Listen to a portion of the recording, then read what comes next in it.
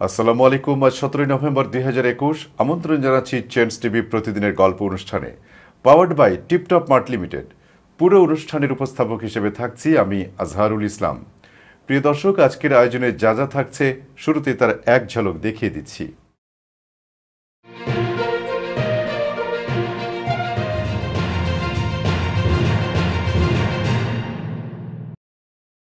এবার বিস্তারিত।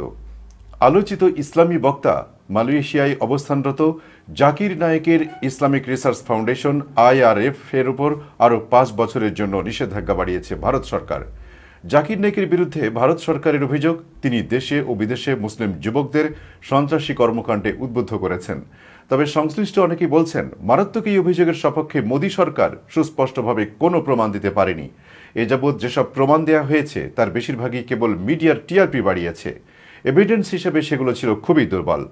মঙ্গলবার গভীর রাতে একটি বিজ্ঞপ্তিতে ভারতের স্বরাষ্ট্র মন্ত্রণালয় বলেছে যে IRF এমন কার্যকলাপে লিপ্ত হচ্ছে যা দেশের নিরাপত্তার জন্য ক্ষতিকর। IRF দেশের শান্তি ও সাম্প্রদায়িক সম্প্রীতি বিঘ্নিত করছে এবং দেশের ধর্মনিরপেক্ষ কাঠামোকে ব্যাহত করতে পারে। তাই কঠোর সন্ত্রাস বিরোধী আইন UAP এর অধীনে IRF-কে বেআইনি ঘোষণা করা হয়েছে। ভারতের ইতিহাসে মোগল শাসকদের ভূমিকার প্রশংসা করে কংগ্রেস নেতা মণিশঙ্কর আইয়ার বলেছেন, মোগলরা কখনো ধর্মের নামে নৃশংসতা করেনি। একই সাথে চলমান বিজেপি সরকারের নীতির তীব্র নিন্দাও জানিয়েছেন এই কংগ্রেস নেতা। তিনি বলেছেন, আমরা আকবরকে নিজেদের বলে মনে করি, মোগলরা কখনো ধর্মের নামে নৃশংসতা করেনি। বিজেপি সরকারের কঠোর সমালোচনা করে তিনি বলেন, ক্ষমতাসীনরা মনে করে দেশের 80% মানুষই প্রকৃত ভারতীয়, আর বাকিরা অতিথি হিসেবে বসবাস করছেন। পুরনো কথা স্মরণ করিয়ে দিয়ে কংগ্রেস নেতা বলেন, আমরা আকবরকে নিজেদের বলে মনে করি, তাই আমরা কখনো মহারানা প্রতাপের নাম নিয়ে আকবরের নামে থাকা রাস্তার নাম পরিবর্তনের কথা বলি না। ভারত এমন একটি দেশ যেখানে মুসলিমরা এসেছিল, কিন্তু ভারত মুসলিম দেশ হয়ে যায়নি। ধর্মের নামে মুসলিমরা কখনো নৃশংসতা করেনি। একই সাথে পুরনো আদমশুমারি উদ্ধৃত করে মণিশঙ্কর জানান, 1872 সালে দেশে 72% হিন্দু ছিল, 24% ছিল মুসলিম। এখনও কম বেশি এই শতাংশের হারই আছে। তাই মুসলিমদের ওপর জনসংখ্যা বৃদ্ধির অভিযোগ তোলা সম্পূর্ণ ভিত্তিহীন। ভারতে মোগল শাসনের প্রশংসা করে কংগ্রেসের এই নেতা জানান, ব্রিটিশ ও মোগলদের মধ্যে বড় পার্থক্য হল, মোগলরা এই দেশকে নিজেদের মনে করত। বাবর তার ছেলে হুমায়ুনকে এক চিঠি লিখেছিলেন, যেখানে তিনি এদেশের মানুষের ধর্মে হস্তক্ষেপ না করার কথা বলেছিলেন। বিজেপির প্রতি ক্ষোভ জানিয়ে তিনি বলেন, দেশে যারা ক্ষমতায় রয়েছেন তারা শুধু দেশের 80% মানুষকে নিয়ে চিন্তা করেন। পৃথিবীতে সবচেয়ে ধনী রাষ্ট্র কোনটি? এ প্রশ্নের উত্তর মিলেছে। মহামারী করোনার কারণে সারা বিশ্বে বড় পরিবর্তন এসেছে। সবচেয়ে বেশি প্রভাব পড়েছে অর্থনীতিতে। করোনার হানায় অস্বস্তিতে পড়েছে তথাকথিত বিত্তশালী দেশগুলো। এমন পরিস্থিতিতেও যুক্তরাষ্ট্রকে টপকে পৃথিবীর শীর্ষ ধনী দেশ এখন চীন। যুক্তরাষ্ট্রের সংবাদ মাধ্যম দ্য ব্লুমবার্গের বরাত দিয়ে এক প্রতিবেদনে এ খবর জানিয়েছে ভারতীয় গণমাধ্যম NDTV। জানা গেছে, 2000 সালে পৃথিবীর সম্পদের পরিমাণ ছিল 156 ট্রিলিয়ন মার্কিন ডলার। 2020 সালে তা বেড়ে দাঁড়িয়েছে 514 ট্রিলিয়ন ডলারে। এই বৃদ্ধির 1/3 চীনের দখলে, যেখানে 2000 সালে চীনের সম্পদের পরিমাণ ছিল মাত্র 7 ট্রিলিয়ন ডলার। সেখানে 2020 সালে তা 120 ট্রিলিয়নে ঠেকেছে। এতে বিশ্ব অর্থনীতিতে চীনের প্রধান প্রতিপক্ষ যুক্তরাষ্ট্র পেছনে পড়ে গেছে। তবে অভাবনীয় মিল রয়েছে বিশ্বের বৃহত্তম দুই অর্থনীতির দেশ যুক্তরাষ্ট্র ও চীনের। উভয় দেশেই 2/3 বেশি সম্পদ রয়েছে মাত্র 10% ধনী পরিবারের হাতে, এবং তাদের অংশ ক্রমেই বাড়ছে। ম্যাকিনসে অ্যান্ড কোম্পানির প্রতিবেদন অনুসারে বিশ্ব অর্থনীতিতে ছড়ি ঘোরাচ্ছে মূলত রিয়েল এস্টেট বা আবাসন বাণিজ্য। এর প্রভাব পড়ছে গোটা পৃথিবীতে।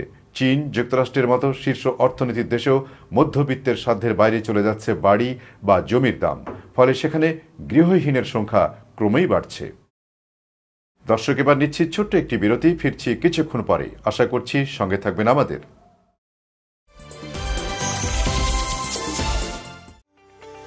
ত্বক হচ্ছে শরীরের সবচেয়ে বড় অঙ্গ।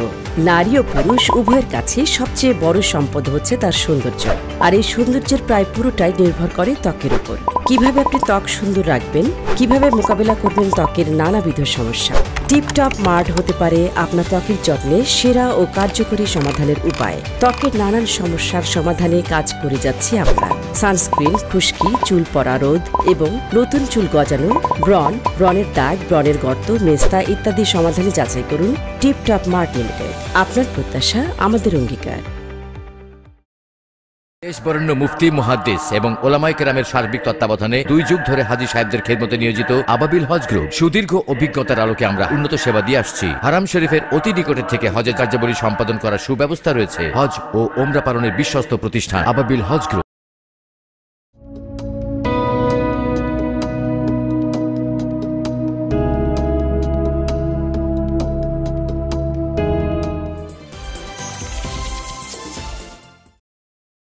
স্বাগত আবারও প্রতিদিনের গল্প অনুষ্ঠানে। কলকাতার পরবর্তী মেয়র হিসেবে কি ভারতের সাবেক মন্ত্রী তথা গায়ক অভিনেতা বাবুল সুপ্রিয়কে দেখা যাবে? এমন শোনা যাচ্ছে পশ্চিমবঙ্গের ক্ষমতাসীন দল তৃণমূল কংগ্রেসের অন্দরে। জল্পনা, তৃণমূলের সর্বভারতীয় সাধারণ সম্পাদক অভিষেক বন্দ্যোপাধ্যায়ের বিচারে বাবুল কলকাতার মেয়র পদের দৌড়ে এগিয়ে রয়েছেন। দলের এক ব্যক্তি এক পদ নীতি মেনে কলকাতার বর্তমান পৌর প্রশাসক তথা রাজ্যের মন্ত্রী ফিরহাদ হাকিম যে আর ওই পদে ফিরবেন না, এমন গুঞ্জন দীর্ঘদিনের। এখন খবর, সেই একই যুক্তিতে দৌড়ে পিছিয়ে গেছেন রাজ্যের নগরায়ন মন্ত্রী চন্দ্রিমা ভট্টাচার্য। সেদিক থেকে বাবুল ওই পদের দাবিদার হতেই পারেন। একটা সময়ে জল্পনা ছিল বাবুল রাজ্যের মন্ত্রী হবেন বা রাজ্যসভায় যাবেন, কিন্তু সদ্য সমাপ্ত উপনির্বাচনে বাবুলকে দাঁড় করায়নি দল। রাজ্যসভার 2টি খালি আসনেও সুস্মিতা দেব এবং লুইজিনহো ফেলোইরোকে মনোনয়ন দেওয়া হয়েছে। এমতাবস্থায় বাবুল এখনও পর্যন্ত ফাঁকা রয়েছেন।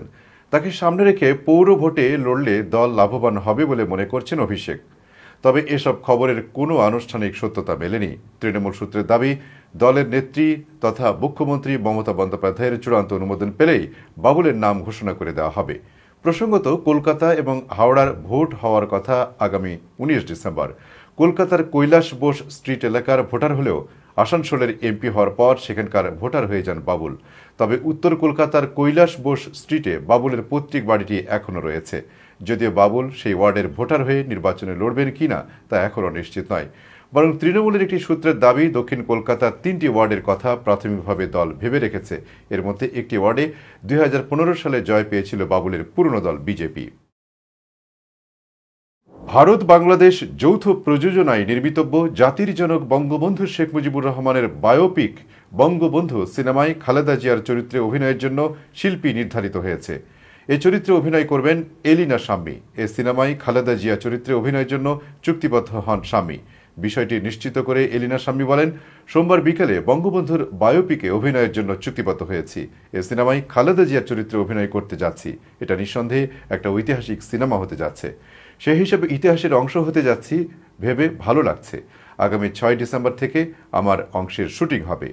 তবে সিনেমায় খালেদা জিয়ার জীবনের কোন অংশ দেখানো হবে তা জানা যায়নি। শেখ মুজিবুর রহমানের জীবনের উপর বায়োপিক নির্মাণ করছেন বলিউডের আলোচিত নির্মাতা শ্যাম বেনেগাল। এ সিনেমায় বঙ্গবন্ধুর চরিত্রে আরিফিন শুভ, শেখ হাসিনার চরিত্রে নুসরাত ফারিয়া ও বঙ্গমাতা শেখ ফজিলাতুন্নেসার চরিত্রে অভিনয় করবেন নুসরাত ইমরোজ তিশা সহ শতাধিক অভিনয়শিল্পী। মার্চে সিনেমাটি মুক্তির কথা থাকলেও করোনার কারণে শুটিং শেষ করা সম্ভব হয়নি। তাই 2020 সালের মার্চে বঙ্গবন্ধুর জন্মদিন উপলক্ষে সিনেমাটি মুক্তি পেতে পারে।